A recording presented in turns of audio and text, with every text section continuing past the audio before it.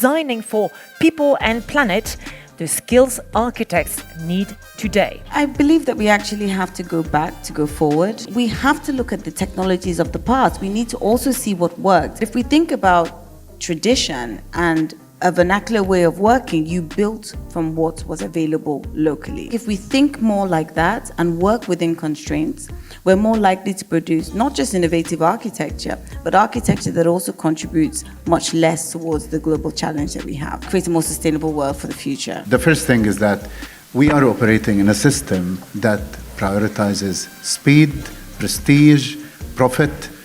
How can we transition from that? How do we see the social dimension of sustainability, the cultural dimension of sustainability? Addressing sustainability in certain contexts, for example, in Europe, would be very different from addressing sustainability in other countries, the global south, in Africa. And I don't think there's any limitation in creativity. And I couldn't be happier to take this question here, actually, in Venice. What a great example.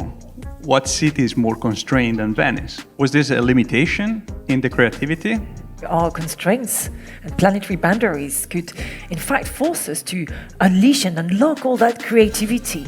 And I do think that as we consider more stakeholders today, more voices have to be considered, not just at the design stage and the construction, but also in terms of the end use. And it also changes the kind of architecture that we're creating. Are we creating an architecture that's about use, about people, or about icon?